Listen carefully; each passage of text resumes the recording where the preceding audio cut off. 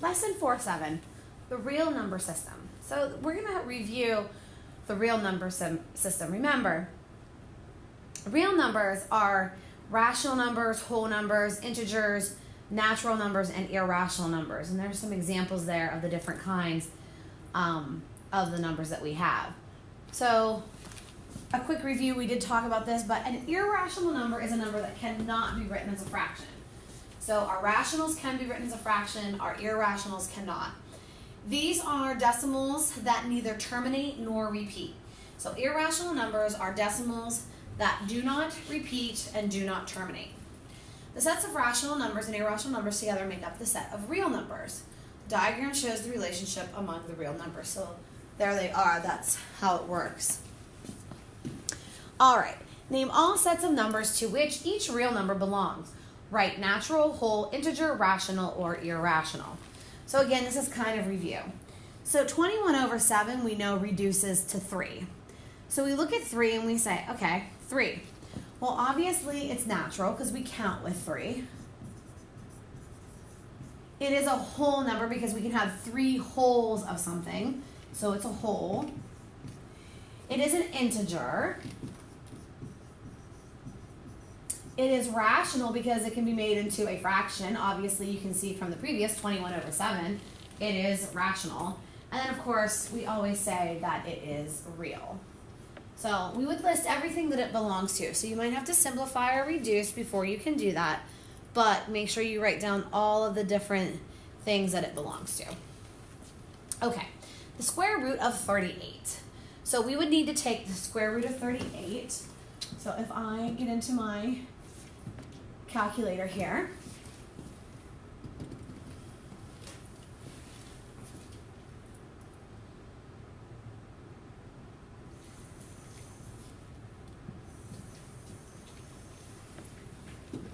Fix this, see if I can here. No.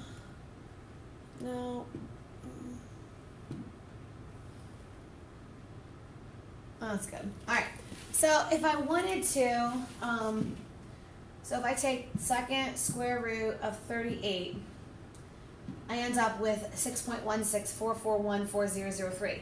Now, a lot of people would say, well, this ends because, you know, there's nothing after the 3, but remember the calculator only shows so much. So this number is actually irrational because it is a decimal that goes on without end. So it keeps going on and on forever, and it doesn't repeat, and it is real as well. All right, replace the gray shaded circle with less than, greater than, or equal to make 3 1/3 a true statement.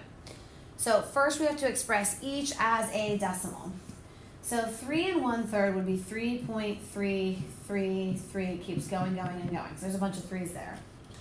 The square root of 15, so second square root 15, and we get 3.8729. So 3.8729 ... It keeps going.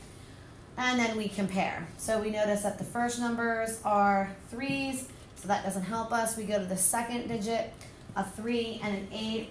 3 is less than 8.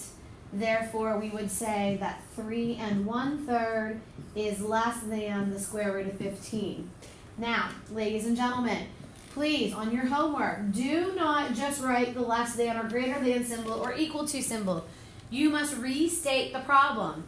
Our problem was 3 1/3 is what compared to the square root of 15. Please make sure that you restate the problem with the answer. And the last one, order the set. Make sure that they are in decimals. We're going from least to greatest. So the first thing I'm going to do is I'm going to rewrite this. 8 4/5 is the same as 8.2. The square root of 64, if we were to use the calculator, second square root of 64 is 8, comma, 8.3 repeating, so that's 8 with a bunch of 3's, ... just so I remember that there's a bunch of 3's, and the square root of 76, second square root 76, is 8.717797. So we'll say 7177 ... What was it? 8.717. So then we have 8.7177, okay? So that's what we have. All right, least to greatest. So I see that all of these have at least one decimal place but the 8. Someone put 8.0 there. So now all of the first digits are the same. The ones place is the same. They're all 8s. So now I got to look at the tenths place. So I have a 2 in the tenths place, a 0, a 3, and a 7. So obviously the 0 is smaller. So again, 8 was not what we had originally. It was the square root of 64. So we write the square root of 64 for our first number. Then the next number that's the least would be 8.2, which we converted from 8 4/5. Then the next one would be 8.3 repeating, which was 8.3 with a line above the 3, and then the square root of 76.